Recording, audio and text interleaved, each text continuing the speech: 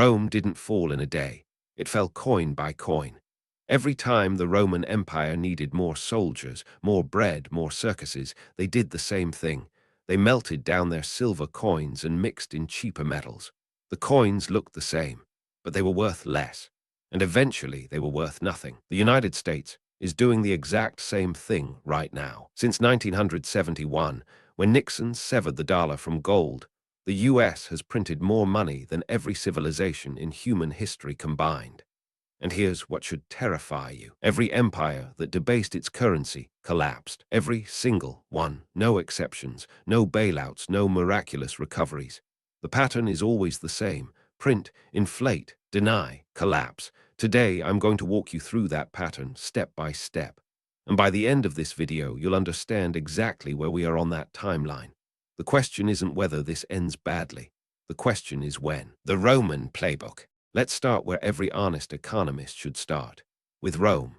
In the year 64 AD, Emperor Nero had a problem. The empire was expensive. Wars cost money. Citizens demanded free grain. The treasury was running dry. So Nero did something clever. He reduced the silver content of the denarius from 95% to 90%. The first panacea for a mismanaged nation is inflation of the currency. Nobody noticed at first. 5% here, 5% there. By the time of Emperor Diocletian, 200 years later, the denarius contained less than 5% silver. The result? Prices exploded. A measure of wheat that cost half a denarius in Nero's time cost 100 denarii by the late empire. Soldiers refused to fight for worthless coins. Farmers stopped selling crops because the money they received bought nothing. Trade collapsed. Cities emptied. The most powerful empire the world had ever seen didn't fall to barbarians. It fell to its own printing press. The barbarians just walked through doors that inflation had already opened. And the terrifying part, this wasn't a one-time mistake. It's a pattern that repeats across every civilization that's ever existed. But Rome was just the beginning of this story. The 1971 August 15th, 1971. A Sunday evening. President Richard Nixon appeared on national television and told the American people he was temporarily suspending the convertibility of the dollar into gold. Temporarily. It was 55 years ago. That temporary measure is still in place. Before that night, every US dollar was backed by physical gold sitting in Fort Knox. If a foreign government wanted to exchange their dollars for gold, they could. This kept the government honest. You can't print gold. You have to mine it, refine it, store it. It's hard. It's slow. It's disciplined. But after 1971, the dollar was backed by nothing but a promise. And what happened next? The money supply exploded. In 1971, the total US money supply was approximately $800 billion. Today, it's over 21 trillion. That's not growth. That's not prosperity. That's currency debasement. The exact same thing Rome did. The exact same thing Weimar Germany did. The exact same thing Zimbabwe did. Different flags, different centuries, identical playbook. If you're starting to see the pattern, hit like and subscribe to keep exposing what they hide. Because what comes next connects all the dots. And this brings us to the machine that makes it all possible. The money machine. Here's something most Americans don't know. The Federal Reserve is not a government agency. It's a private banking cartel with a government-sounding name. Created in 1913, the Fed has one real superpower. It can create money out of thin air. Not coins, not bills, digital entries on a screen. When the government needs money it doesn't have, it sells bonds. The Fed buys those bonds with money that didn't exist 5 minutes earlier. Give me control of a nation's money supply, and I care not who makes its laws. This isn't conspiracy. This is the Fed's own documentation. They call it quantitative easing. They call it monetary policy. They call it stimulating the economy. But strip away the jargon, and it's the same thing Nero did, creating more currency units while the real wealth stays the same. Between 2020 and 2022 alone, the Fed created over $4 trillion. $4 trillion. That's roughly 40% of all dollars in existence, created in just 24 months. Think about that. Almost half the dollars ever created appeared in 2 years, and every single one of those new dollars made every dollar in your savings account worth less. You didn't get poorer because you failed, you got poorer because they printed. But where does all that freshly printed money actually go? That's where things get truly ugly. The Cantillon trap. In the 18th century, an Irish-French economist named Richard Cantillon discovered something that the powerful have been exploiting ever since. When new money enters an economy, it doesn't reach everyone at the same time. The people closest to the money printer get rich, while everyone else pays the price. This is called the Cantillon effect, and it explains everything you see around you. When the Fed prints trillions, that money goes first to big banks. Those banks lend it to corporations and hedge funds. They buy stocks, real estate, and assets. Prices of those assets skyrocket. By the time that money trickles down to you and me through wages or government programs, prices have already risen. This is why the stock market hits all-time highs while grocery bills crush families. This is why billionaires doubled their wealth during a pandemic while small businesses closed permanently. This is why your parents could buy a house on a single income and you can barely afford rent on two. It's not because you're lazy. It's rigged. The system is working exactly as designed, just not for you. The money flows upward and inflation flows downward, always, in every empire, in every era. Rich get richer, poor get poorer. But it's not just about who gets the money first. It's about what the government does when it can't stop printing. The debt spiral. Right now, the United States national debt stands at over $36 trillion. That number is so large it's meaningless to most people. So let me make it real. If you spent $1 every second, it would take you over 1 million years to spend $36 trillion. The US government adds roughly $1 trillion in new debt every 100 days. Every 100 days. That's not slowing down. It's accelerating. And here's the trap that nobody in Washington wants to talk about. The interest payments alone on this debt now exceed $1 trillion per year.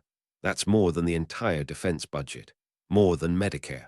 The government is now borrowing money just to pay the interest on money it already borrowed. This is the definition of a debt spiral. It's like maxing out a credit card, then opening a new credit card to pay the minimum on the first one, then opening a third card to pay the second. When you owe the bank $1 million, you have a problem. When you owe the bank $1 trillion, the bank has a problem. Every historical empire that entered a debt spiral had exactly two options: default on the debt, which destroys the economy overnight, or print more money to pay the debt, which destroys the economy slowly. Rome chose to print. Weimar Germany chose to print. And America, what do you think they're choosing right now? But the real danger isn't just the debt itself. Inflation is theft. Let me ask you something. Have you checked your grocery bill lately? A dozen eggs that cost $2 in 2020 now costs $4 or $5. Ground beef went from $4 a pound to $7.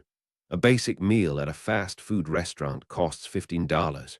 They tell you inflation is at 3%. They're lying to your face. The government changed how it calculates inflation in 1983 and again in 1996.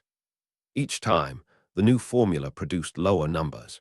If you calculated inflation using the same method from 1980, the real rate would be closer to 10 or 12%. Your savings are losing 10% of their value every single year. This is not an accident. This is policy. Governments love inflation because it erodes the real value of their debt. If you owe $36 trillion and you can make each dollar worth less, your debt effectively shrinks. Inflation is taxation without legislation. You're being taxed every time you buy groceries, every time you fill your gas tank, every time you pay rent. Your paycheck might be bigger than it was 5 years ago, but it buys less. That's not a raise. That's an illusion. The Romans had a word for this kind of deception. They called it bread and circuses. Keep the people fed and entertained while you rob them blind. Sound familiar? But what happens when the rest of the world catches on to this game? Dollars enemies. For 80 years, the US dollar has been the world's reserve currency. Every country holds dollars. Oil is priced in dollars. Global trade runs on dollars. This gives America an extraordinary privilege. It can print money and export the inflation to the rest of the world. But the world is waking up. BRICS, Brazil, Russia, India, China, South Africa, and now over 40 countries are actively working to create alternatives to the dollar. China and Russia now trade in their own currencies. Saudi Arabia has begun accepting yuan for oil. Central banks worldwide are buying gold at record pace, dumping US treasuries in the process. The global trust in the dollar is cracking for the first time in a century. In 2000, the dollar made up 71% of global reserves. Today, it's under 58% and falling. 58% and falling. This matters because the only reason America can print trillions without immediate collapse is that the rest of the world absorbs those dollars. The dollar is our currency, but your problem. When countries stop absorbing dollars, all those trillions come flooding back home.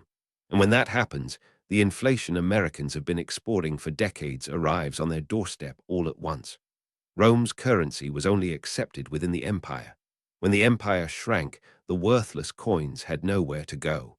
The same principle applies today. But it's not just foreign governments turning away from the dollar. Digital cage. While the dollar weakens, governments around the world are preparing their next move. Central bank digital currencies, CBDC, programmable money that can be tracked, controlled, and turned off. Over 130 countries are now developing CBDC. China already has a digital yuan. The European Central Bank is testing a digital euro. The Federal Reserve is researching a digital dollar. They tell you it's about efficiency and financial inclusion. But think about what programmable money actually means. Your government could set an expiration date on your money. Spend it by December or it disappears. They could restrict what you buy. No more than 2 bottles of wine per week.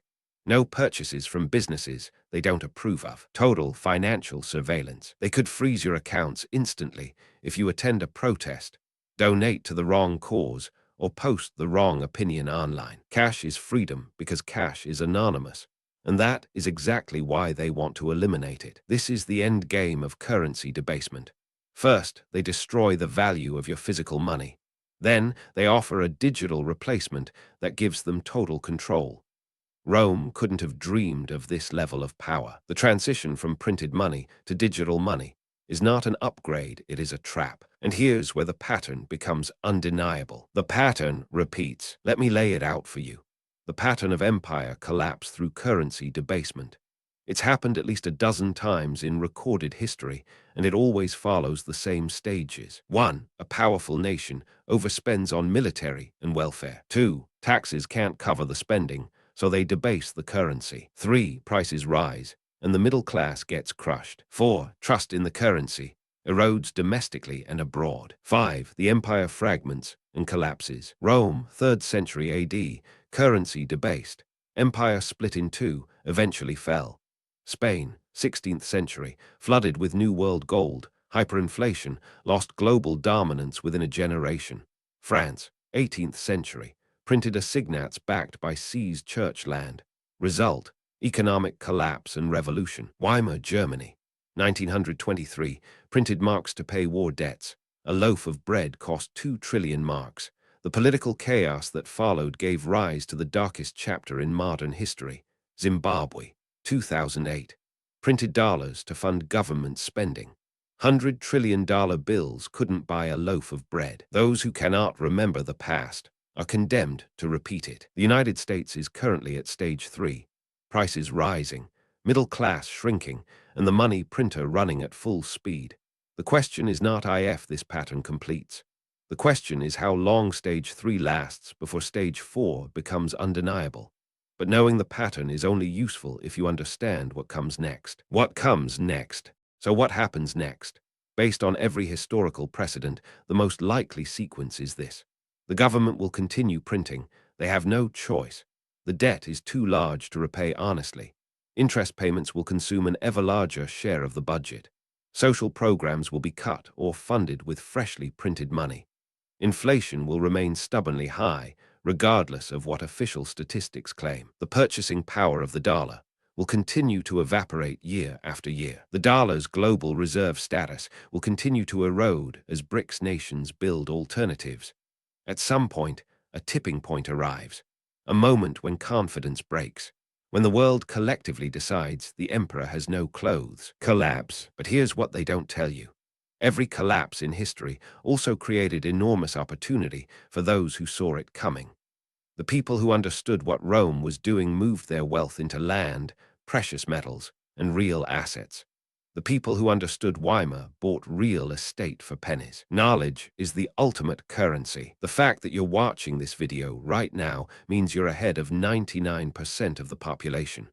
Most people won't understand what's happening until it's too late. They'll blame the wrong people. They'll demand the same solutions that caused the problem. In the midst of chaos, there is also opportunity. The pattern always ends the same way. But that doesn't mean your story has to end that way. Let's step back and look at the full picture. Every empire that debased its currency followed the exact same path to ruin. Rome, Spain, France, Germany, Zimbabwe, and now the United States. The playbook never changes because human nature never changes. Those in power will always choose the easy path, print more, promise more, kick the can down the road, and the citizens always pay the price in purchasing power, in opportunity, in freedom. The US can't stop printing money because the system is now designed to require it. The debt demands more debt. The spending demands more spending. The illusion demands more illusion. The pattern always completes, but you are not powerless. Knowledge is the one asset they cannot debase. Understanding is the one currency they cannot print into oblivion. Every great transfer of wealth in history happened because a small group of people saw the pattern while everyone else was distracted by bread and circuses. Now you see the pattern too. If you made it this far, comment debased empire if you'll never look at a dollar bill the same way again. Every government lies. The question is, what are they lying about? The truth is out there. You just have to follow the money. Subscribe if you want to keep digging.